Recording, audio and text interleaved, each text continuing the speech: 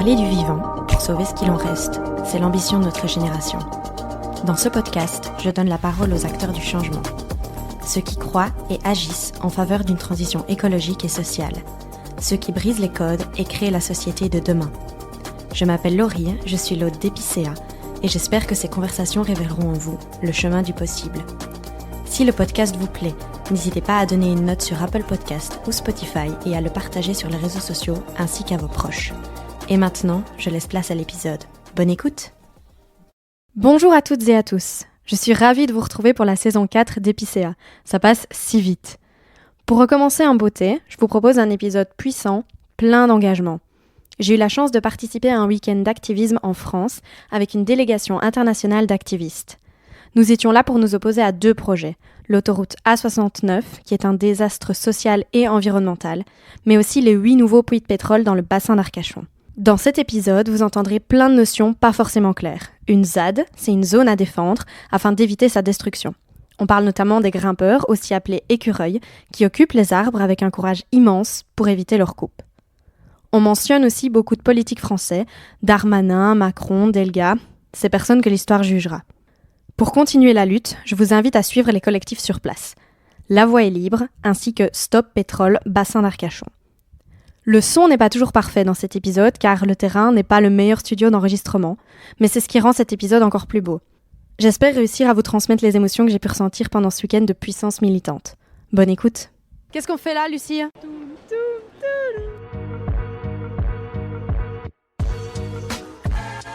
On est à la gare de Paris-Montparnasse. On vient de prendre le Thalys, on a fait Bruxelles-Paris. Et là, on s'en va vers Toulouse. On va faire 4 heures, je pense, non 6 heures. Beaucoup de trains. On arrive ce soir à Toulouse et demain, on va voir le chantier de l'A69 et la ZAD qui bloque l'A69.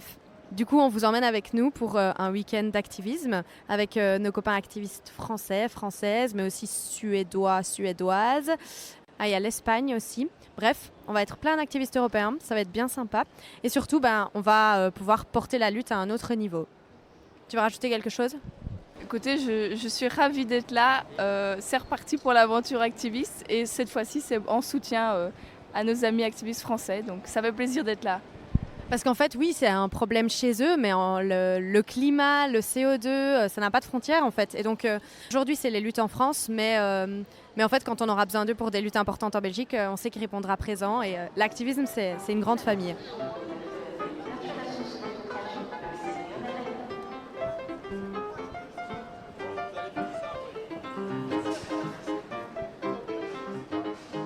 Tu veux parler, Lulu ?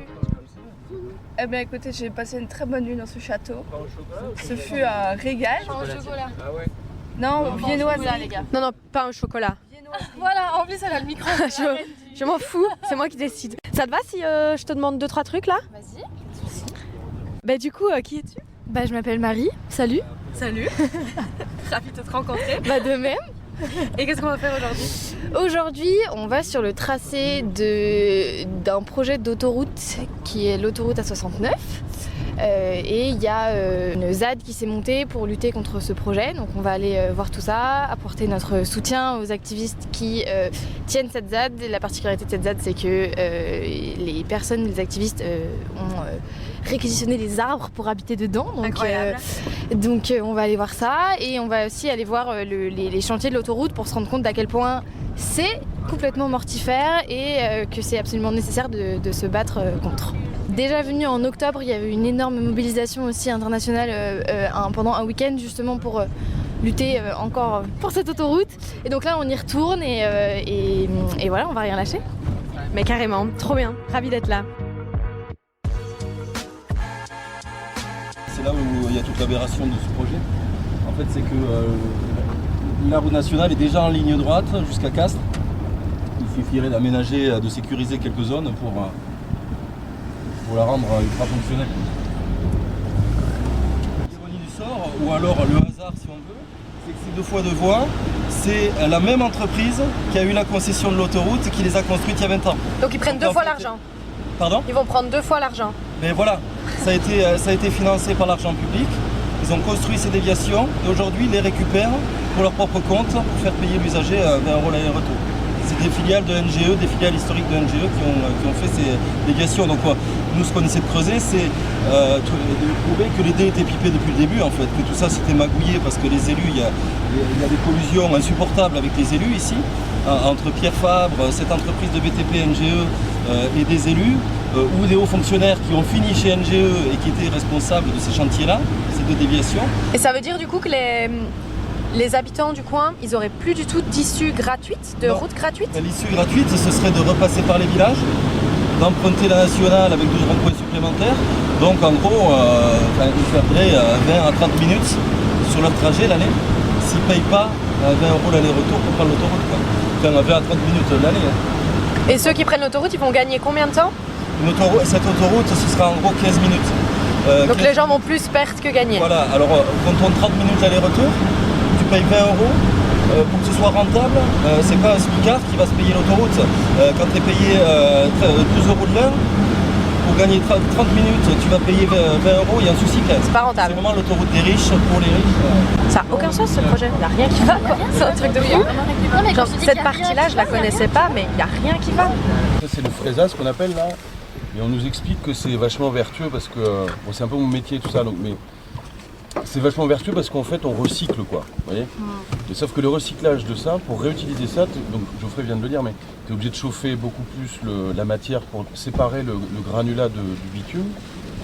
Du coup, à l'intérieur de ce fraisage, c'est de l'enrobé qui a été mis il y a assez longtemps, avec probablement potentiellement on va dire de l'amiante dedans, etc.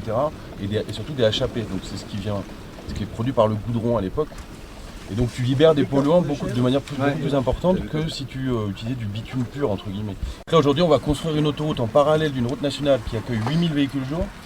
Donc l'autoroute elle va capter quoi? Peut-être 2-3 000 véhicules jour. On va avoir une RN à 5000 véhicules jour. Voilà, on construit une infrastructure pour ça quoi. C'est le fait le plus aberrant de cette autoroute, il me semble, avec toutes les problématiques environnementales qu'il y a autour, mais l'inutilité du projet quoi. Et ce qui est fou, c'est comme ils se sont embarqués dans quelque chose, c'est verrouiller les décideurs, Pierre Fabre, tout ça. Tu as l'impression qu'ils sont incapables de moindre retour en arrière quoi. Tous ils s'entraînent dans une spirale, là, une inertie collective entre le privé, NGE, Pierre Fabre, Carole Delga, etc. Ils ont tous à y perdre là-dedans, mais ils continuent. Il continue, alors sans doute il y a des choses qu'on ne sait pas, mais il y a cette histoire aussi de mémoire de Pierre Fabre qui avait voulu cette autoroute, parce qu'en fait Pierre Fabre il a beaucoup dynamisé le bassin Castres-Mazamet, il a permis de maintenir des emplois là-bas, donc il est vu un petit peu comme le Messie là-bas. Donc il y a un culte de Pierre Fabre encore aujourd'hui, moins avec cette autoroute parce que les gens commencent à redescendre depuis qu'ils ont conscience que le tarif qui était annoncé par les opposants, eh bien, il était même en deçà de ce qui est de la réalité aujourd'hui. Maintenant, ils commencent à revoir leur positionnement parce qu'il y a le prix. Elle est tellement injuste, je veux dire, il n'y a pas besoin d'être écolo pour être opposé à cette autoroute. Quoi. C'est le caprice des vieux. Ouais. On va passer le caprice des vieux, cette autoroute. C'est quand même, comme beaucoup de projets d'ailleurs d'infrastructures qui ont 20-30 ans, mais qu'il faut faire. Parce que c'est comme ça, parce qu'on l'a décidé, parce qu'on n'est pas capable de se remettre en question. Quoi. Voilà, là entre les deux déviations, on va prendre une grande ligne droite, vous allez voir, on va loger un lotissement. Et l'autoroute sera entre la nationale et le lotissement, à 40 mètres des maisons d'un lotissement qui est récent. Il va y avoir 6 voies parallèles pour 4000 véhicules par jour. Et ces déviations, on les perd, puisqu'il a dû vous expliquer, on est obligé de repasser dans les villages. D'où on vient, on n'a même pas les moyens, même si on voulait payer, on n'a même pas la possibilité d'y rentrer. Puisqu'il n'y aura que l'échangeur du milieu qui reste, les 2 ronds-points extrémités disparaissent. Donc c'est vraiment d'une injustice sociale flagrante. Vive la France, hein. Vraiment la voir ce tas noir de bitume dans la pluie, dans ce paysage ultra maussade, tout brun, c'est digne d'un film drama quoi. On s'arrête à la crèche. Heureusement il y a la bonne humeur militante. Hein. Pierre Fabre, ils ont un peu toutes les terres aux alentours, ils ont énormément de terres. Et pas loin de la centrale d'Enrobé, ils ont ce qu'ils appellent terre d'avoine. Terre d'avoine, en fait, c'est le site autour duquel ils font pousser les plantules d'avoine qui a dans les produits Aderma, en fait. Des plantules d'avoine bio, etc. Enfin, il y a tout un greenwashing autour. Et ça se retrouverait à côté des centrales à bitume, donc aspergées de tous les dépôts bitumineux. Donc impeccable, on va leur faire une bonne pub à Aderma. Et l'autre jour, on était là avec Thomas Braille, il coupait les derniers arbres ici. On a fait une vidéo et là t'as des gens, des vieux qui aiment bien venir se balader ici là. Ils sont arrivés en voiture. La dame, je l'ai vu, on a parlé avec le mari, la dame passagère, elle était comme ça. Et elle voyait les gens en train de l'entreprise qui coupait les arbres là.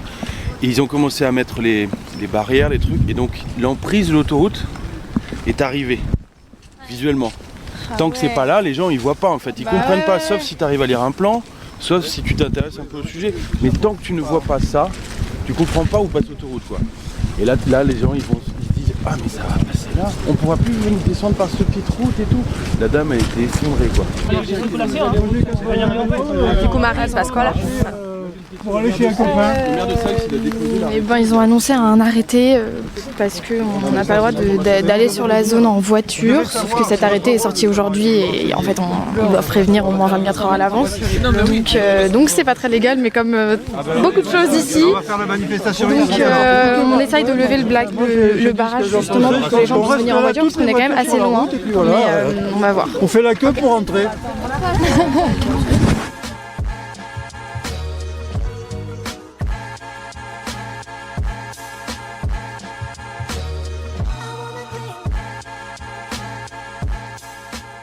Ils instaurent de fait un cadre d'illégalité qui s'impose tant bien aux militants et militantes en lutte qu'aux citoyens et citoyennes habitant le territoire. Ces derniers jours, les autorités ont déployé des moyens de répression disproportionnés. Hélicoptères, drones, compagnies de CRS et de gendarmes mobiles, PSIG, tirs de LBD, grenades assourdissantes, grenades lacrymogènes en tir tendu. Vive la France, hein. En parallèle, les promoteurs du projet d'autoroute multiplient les inégalités et les différents recours ne peuvent être instruits. On avait cru entendre « plus aucune ZAD ne s'installera dans notre pays ». Il n'y aurait probablement pas eu un jour depuis sans qu'une ZAD vive quelque part en France. Pour la Crémarre, et depuis le 12 novembre, chez Darmanin.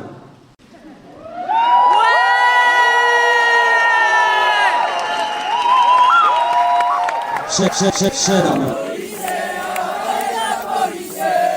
Chez Darmanin.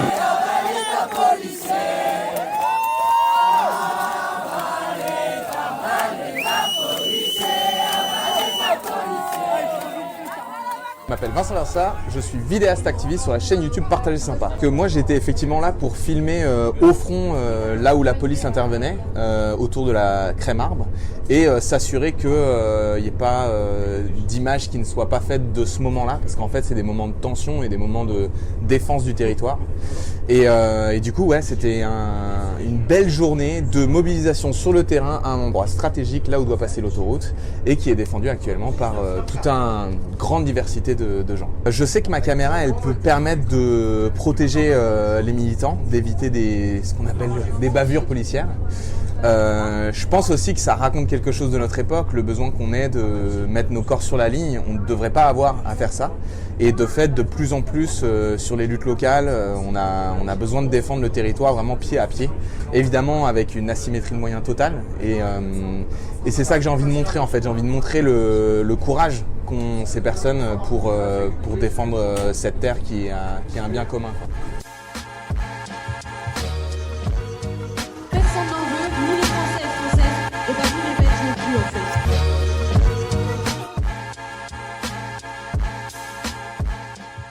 Je m'appelle César, j'ai 11 ans et je rappe sur le changement climatique.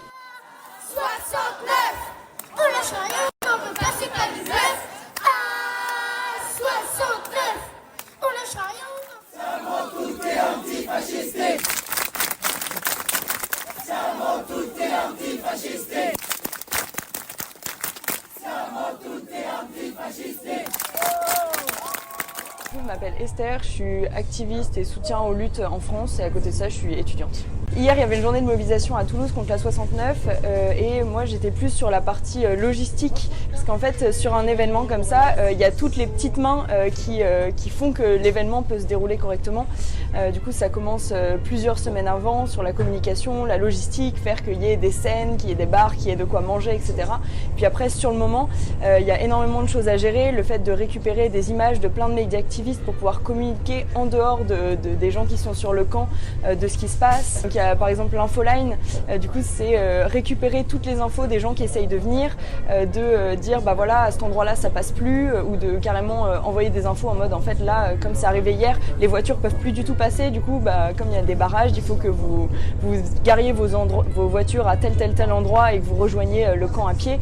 Et puis il y a aussi toute la base arrière juridique, c'est-à-dire que pendant des journées de mobilisation, il y a souvent des personnes qui sont prises pour aller soit en garde à vue, enfin au début un contrôle d'identité et ensuite en garde à vue, et du coup il y a tout le suivi de ces personnes-là pour pas qu'elles soient lâchées dans la nature sans rien, ou si ça allait les récupérer quand elles ont fini leur garde à vue et faire le suivi avec les avocats, etc. Et du coup tout ce travail-là, si on le fait pas, bah, ça donne, il ne peut pas avoir de grosses mobilisations, et c'est vraiment un taf énorme, et sans ça on ne pourrait pas militer comme on le fait aujourd'hui.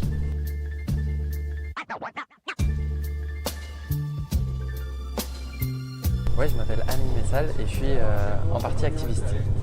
En partie. Tu fais quoi? C'est trop nul. C'est trop nul. On va refaire direct, regarde. Je m'appelle Amine Messal et je suis chercheur et activiste. Trop bien. Tu as organisé une délégation internationale pour venir ce week-end, d'abord sur le chantier de la 69 et ensuite à Bordeaux. Tu peux nous expliquer pourquoi? Parce que là, on lutte contre des projets qui ont un impact international, qui concernent tous les humains, même en dehors des frontières françaises, et qu'on est face à des problèmes systémiques qui se reproduisent, c'est-à-dire qu'on a des schémas de développement territoriaux qui sont complètement non soutenables, avec exactement les mêmes problèmes d'aménagement du territoire, de pollution des eaux, de l'air, et ça c'est un enjeu qu'on doit adresser collectivement. En l'occurrence, la 69 a pas vraiment, le chantier de la 69 n'a pas vraiment commencé. On a à peine la moitié du tracé qui a été matérialisé par des clôtures. On a à peine 10% des terrassements préalables aux travaux qui ont été faits. Même pas la moitié des sommes ont été engagées. Donc il est toujours temps pour le ministère des Transports et pour le gouvernement français de mettre un terme à ce projet. Il est toujours temps de prendre le chemin de la raison. Tout à fait. Et là du coup on est en chemin pour Bordeaux. Et qu'est-ce qu'on va aller y faire? Donc là à Bordeaux, donc le lendemain de notre action contre la 69, on va faire une manifestation à Bordeaux contre les 8 nouveaux forages pétroliers qui pourraient voir le jour proche d'Arcachon, dans un gisement pétrolier du bassin aquitain qui est exploité depuis plusieurs années par une entreprise canadienne. L'objectif de ces travaux, ce serait de tirer encore plus de rendement pétrolier de ces infrastructures-là, alors qu'on a voté une loi en France en 2017 qui interdit la nouvelle exploration de gisements pétroliers et qui interdira toute exploitation en 2040. Et donc on voit bien que là il y a une tentative d'aller ponctionner le gisement le plus vite possible avant 2040, ce qui n'était pas vraiment l'esprit de la loi. Tous les scientifiques nous disent qu'il faut sortir des énergies fossiles le plus vite possible. C'est pas du tout le moment d'ouvrir des nouveaux forages, donc on va aller dire un grand non à Bordeaux. Anticapitalisme. Anticapitalisme. Moi je pensais pas qu'il y avait des puits de pétrole en France, en fait il en reste encore quelques-uns. Et là l'idée ce serait d'en construire 8 nouveaux dans cette zone-là, sachant que c'est une zone qui est... c'est assez ironique parce que c'est une forêt qui est une zone Natura 2000. Et en fait cette forêt elle a été fortement touchée par les feux de forêt dans les dernières années. Et il y a plus de 5800 hectares qui sont partis en fumée à cause du réchauffement climatique. Et en fait aujourd'hui, en 2024, on a envie encore de construire des nouveaux puits de pétrole pour pouvoir forer un maximum de pétrole et cramer encore plus la planète. C'est complètement aberrant. Ça reste que 8 puits de pétrole, mais en fait d'un point de vue symbolique c'est quand même hallucinant. Donc c'est important de se mobiliser aussi là-dessus. Et donc voilà, on était à Toulouse, là on va à Bordeaux et on continue de se mobiliser. Vous vous demandez sûrement pourquoi des activistes belges sont venus jusqu'ici. Je pourrais vous donner plusieurs réponses. Le changement climatique et l'effondrement de la biodiversité n'ont pas de frontières, le carbone non plus. Mais aussi la solidarité entre activistes européens qui fait chaud au cœur. Non seulement les scientifiques appellent à une sortie urgente des énergies fossiles, mais en plus, personne n'en veut de ces 8 nouveaux puits. Ni les Français et Françaises, ni les Belges en fait.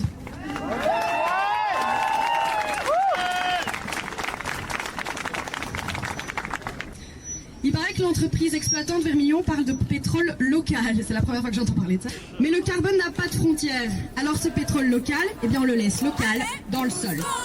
C'est la fin du pétrole. Nous, ce qu'on veut, c'est la fin du pétrole. Plus fort. Nous, ce qu'on veut, c'est la fin du pétrole. Nous, ce qu'on veut, c'est la fin du pétrole. Nous, ce qu'on veut, c'est la fin du pétrole. Nous, ce qu'on veut, c'est la fin du pétrole. Plus fort. Et ferme ta gueule. C'est ça le message qu'on donne aux jeunes. Pollue, consomme, et ferme ta gueule. C'est ça le message qu'on donne aux jeunes.